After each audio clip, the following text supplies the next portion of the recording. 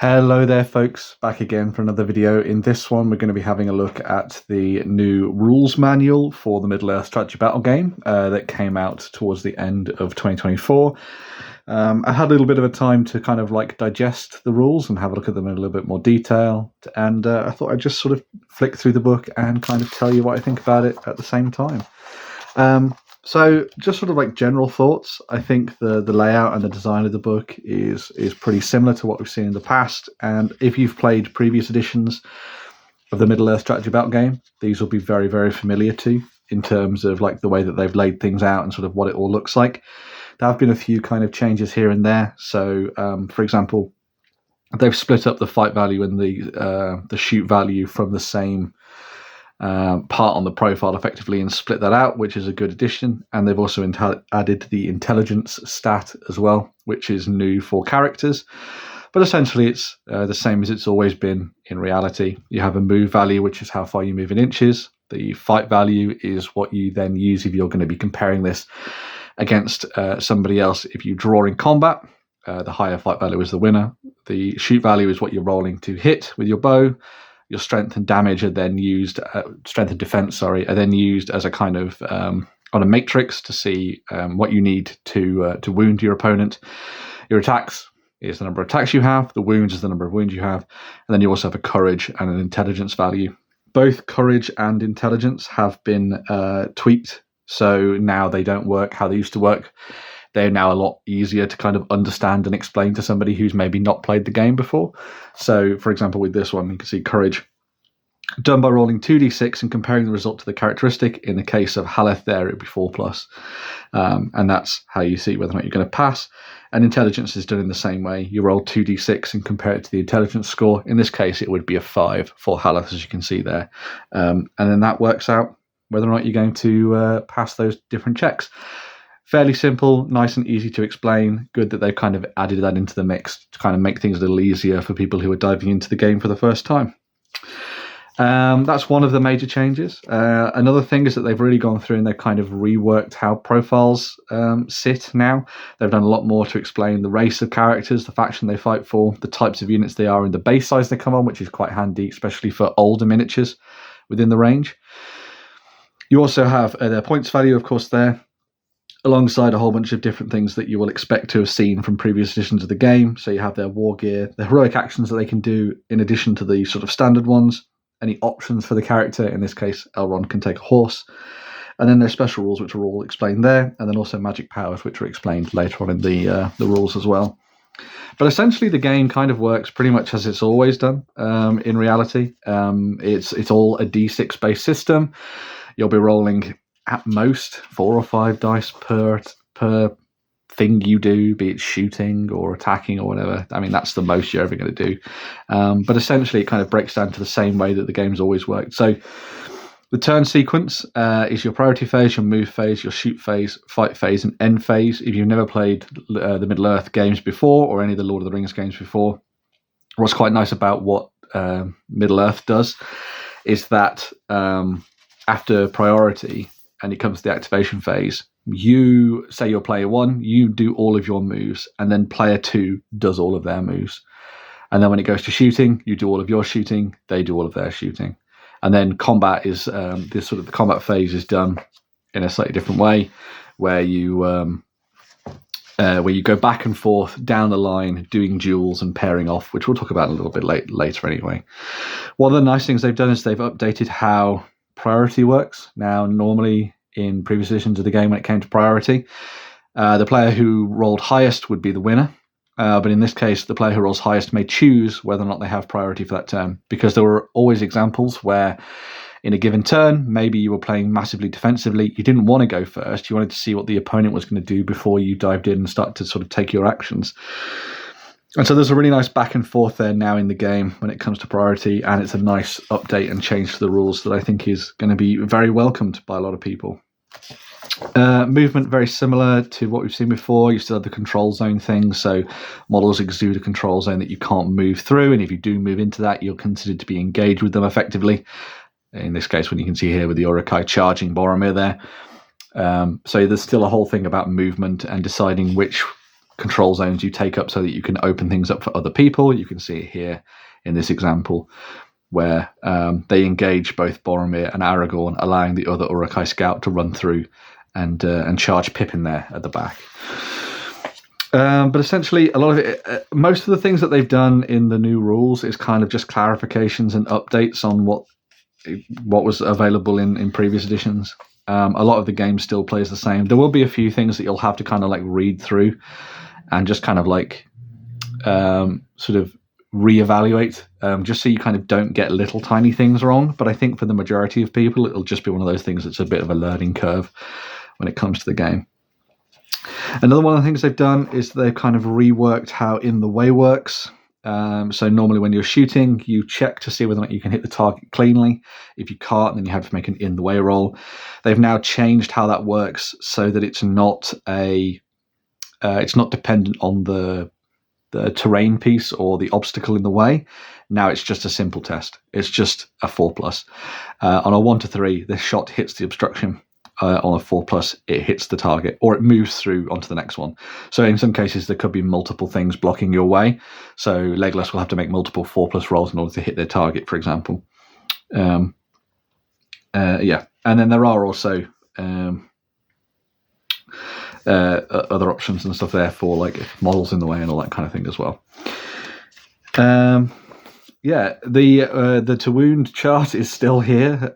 In the advent of a lot of other Games Workshop games switching to just a standard kind of like if it is better than or equal to than, etc., blah, blah, blah, or just the standard, this is what you need to wound in Age of Sigmar.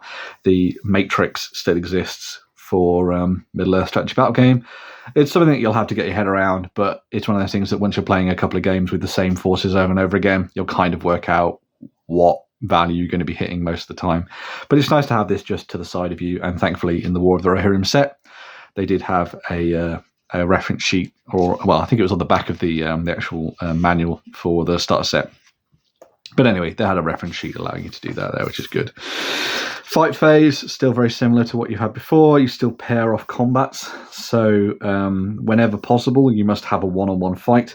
But then beyond that, you kind of like split things up as and when you see fit. So in this case, you can see that like that's a one-on-one fight. You've got one-on-one there, even though that goblin's engaged with Sam. Merry can engage that one to make it two separate fights. That one's a little bit more grouped up there, so you can see that one's split off into a one-on-one, and then that's a 3-on-1 there. So it's a nice thing here about pairing off combats and working how it all works. There you go. You kind of have a combat with 2 or more models from each side. There you go. And then you resolving combat's still done in the same way. You still make a dual roll. You still roll the dice depending on the number of attacks you have, and then you compare the dice. The person who has the highest value is the winner. If there's an equal roll, then it goes to your fight value to decide who goes first. The other thing I think is quite nice is that they've broken down steps here. So the steps there are quite handy for those people who may be coming to the game for the first time and want to start using things like might. So might is a currency in the game, a stat that characters have, which allows them to add pluses to dice rolls in order for them to succeed. So in this case, say Frodo had rolled the 2. I mean, he doesn't have this amount of might, but he could add a certain amount of might points in order to try and win that fight if he wanted to. And they've kind of broken that down there so it's easier for you to understand. And just in general, I think they've done a good job of kind of like refocusing the rules a little bit and making it a lot easier for people who are diving in for the first time, maybe off the back of watching War of the Rohirrim. Fights still move back and all that kind of stuff as well, so it's all very similar in that regard. They've sort of changed things a little bit when it comes to courage and stuff. Obviously, we talked about the fact that they've made it so that courage tests are easier to pass. So it's nice to have that there as well. And they've also included things like the break limit and things in there, which is a lot easier to maintain and stuff. So once you lose a certain amount of models from your army, you start to take break tests. One of the things that I always forgot about the game, and something that was reiterated by coming back to this, is that if you're in combat, you don't take those break tests, which I'd completely forgotten about when I used to play the game. And maybe it was a hangover of a previous edition or something, but it was just one of those things that I never forgot. that I never remembered. And so it was nice to have that kind of reminder from reading this book, which is good because even though I've played the game for since the Fellowship of the Ring came out, there are still some things that I will get wrong because I don't play the game every week. So yeah. Another thing that they've done, which I think is quite nice, we're just going to flick through the book as I'm talking about this, is they've taken out some of the stuff that just didn't seem like it had much of an impact on the game. So, for example, special strikes are now not really a thing anymore. Some of the sort of core versions of that still exist. So shielding is still a thing, which is good, obviously. But they've taken out things like bash and all that kind of stuff, which it meant that people were kind of like tinkering around with different weapons. You'd have to remember all the different things that you needed for certain things, like daggers and swords and axes and all that kind of stuff, which was fine, I think, during the Hobbit era, when they were trying to make things a little bit more dynamic and sort of movie-styled, sort of Hollywood. But I think taking those out has done no damage to the game, essentially, which I think is a good thing. I mean, monsters still have their abilities and things, so you've still got Rend, Barge, and Hurl. But again, all of these have been sort of clarified and updated and sort of tinkered with, so that it's easier for you to understand it all, which is good, of course. A few other things that I think are probably worth talking about as well. They've kind of gone through and clarified a lot of stuff for war beasts and chariots, so it all just seems like it makes sense.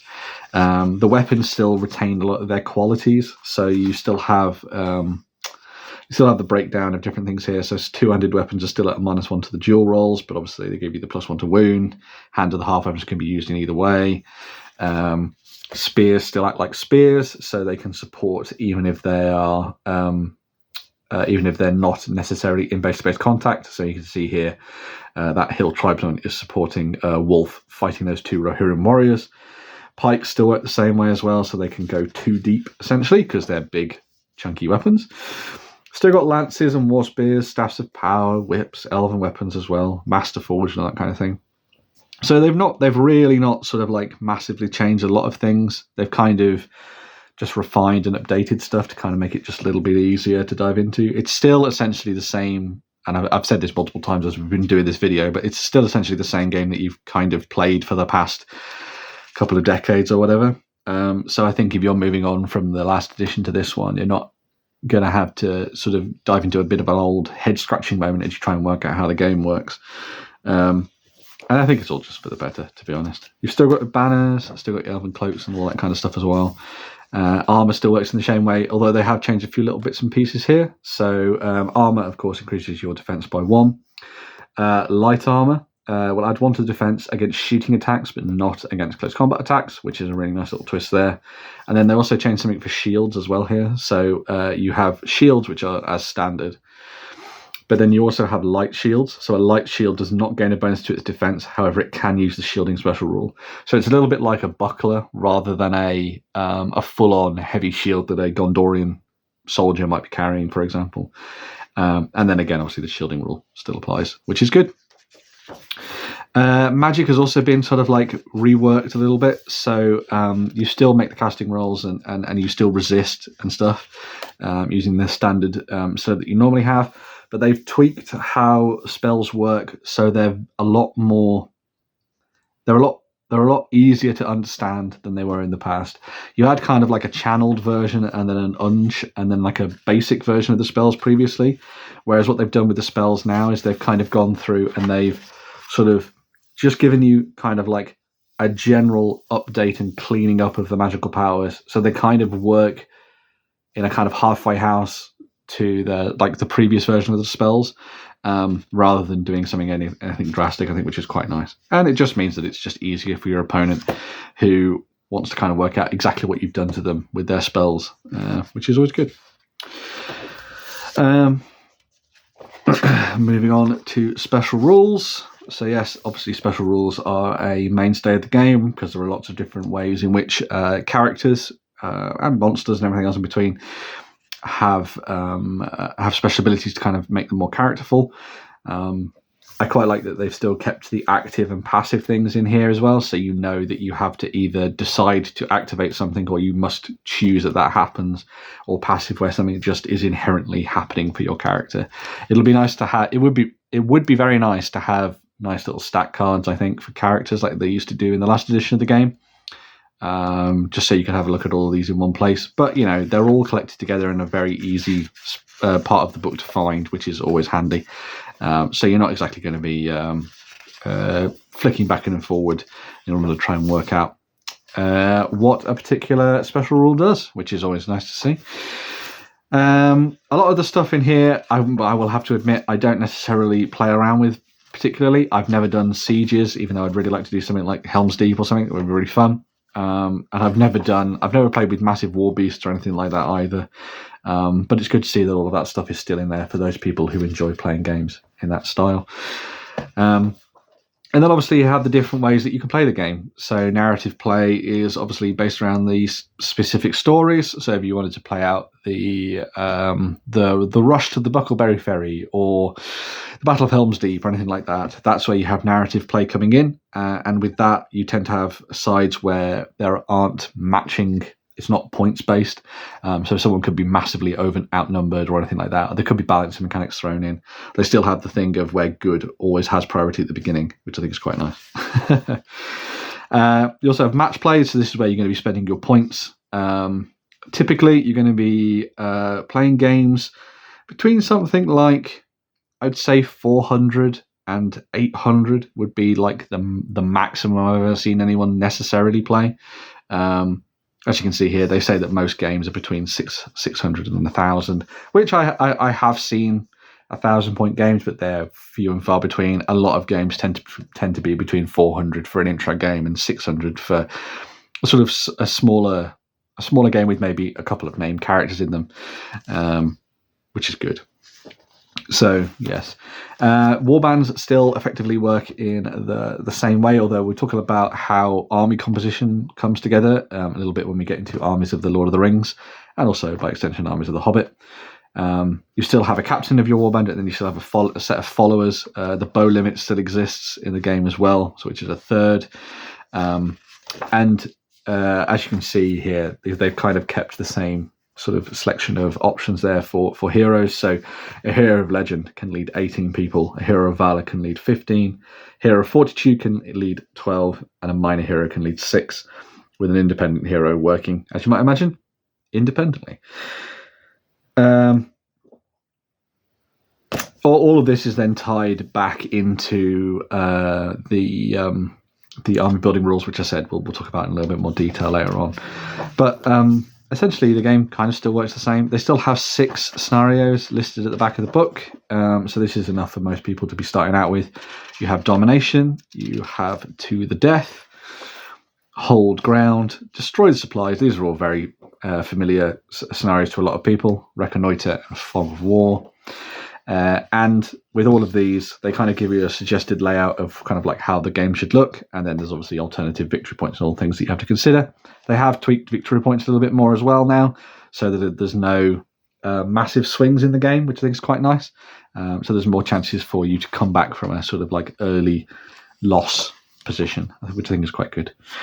But all in all, enough for a lot of people to be getting started with. I'm sure more will be added as they add more supplements and stuff to the new edition of the game in the near future. You have a little bit of a gallery bit at the back, which is good for kind of giving people an idea of kind of what stuff looks like. I mean, obviously, it's not as extensive as it used to be because a lot of people just want to see the stuff for the new Rohirrim. So you had the new characters and all that kind of thing there as well. But essentially, it's pretty much the kind of end of the book that you've always kind of... This is where they cut out a lot of the stuff from the main rulebook. They took out loads of the gallery stuff so that they could add in, so they can make it easier to consume all in one place, to be honest, which I think is a good idea. And then you have an index, which is always handy. You've got to love an index. At the back of the book.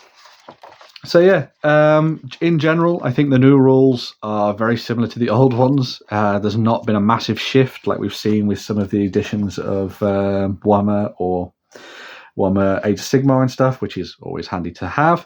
And it means that a lot of people will just be able to flip straight into this edition. Just do a little bit of reading, just to kind of get your head around some of the things that they have tweaked and updated.